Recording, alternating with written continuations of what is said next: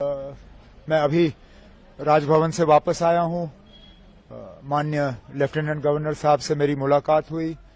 मुलाकात के दौरान मैंने उन्हें नेशनल कॉन्फ्रेंस, कांग्रेस, सीपीएम, आम आदमी पार्टी और जिन इंडिपेंडेंट्स के तरफ से नेशनल कॉन्फ्रेंस को समर्थन की चिट्ठी मिली है, उन्हें उन चिट्ठियों को मैंने लेफ्टिनेंट गवर्नर साहब के हवाले किए और उनसे गुजारिश की कि जल्द से जल्द वो तारीख मुकर्रर करें ताकि यहाँ ओथ लिया जाए और लोगों की चुनी हुई हुकूमत जो है अपना काम संभाले। किस तारीख को सर ओथ सेरेमनी?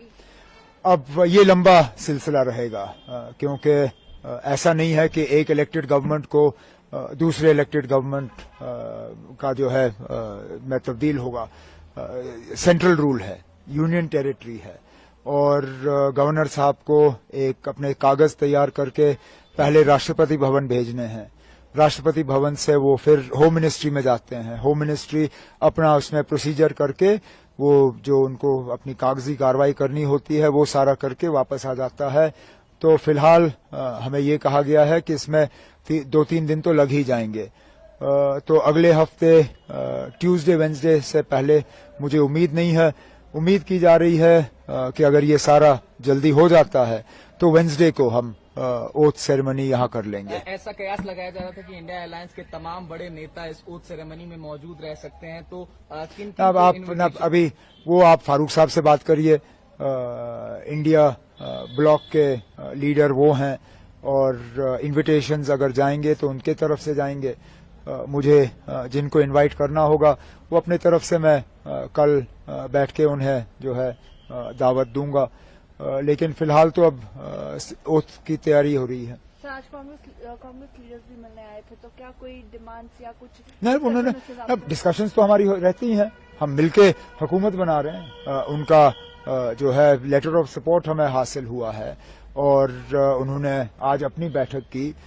उनकी अपनी बैठक में उन्होंने अपने हाईकमांड को इजाजत दी कि वो सीएलपी का जो है फैसला करें, सीएलपी लीडर का फैसला करें।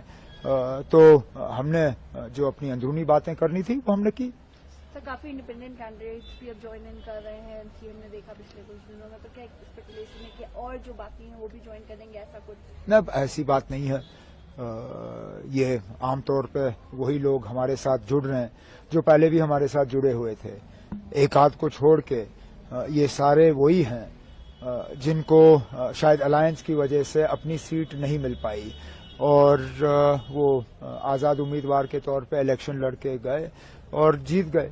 अब वो अपने नेशनल कॉन्फ्रेंस के साथ में वापस आना चाहते हैं और एक आध ऐसा है जो नेशनल कॉन्फ्रेंस में रह के हमारे साथ एक नया रिश्ता कायम करना चाहता है, जिसकी हमने सराहना की, जिसको हमने वेलकम किया और इन्हें लोगों के वोट हासिल हुए क्योंकि लोगों की उम्मीदें हैं कि उनके इलाकों में काम होंगे और मेरा फर्ज बनता है कि उनके मैं जो है हाथ पकड़ के उनके इलाकों में उनकी मदद करूं। सर, एक आखिरी सवाल।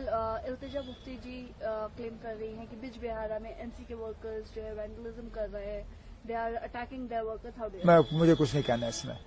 ये अब अगर किसी तरह का सबूत है तो वो पेश करें। जिनके खिलाफ इल्जाम लगे हैं वो तो उनके खिलाफ अब केस करने के लिए तैयार हैं, डेफेमेशन के।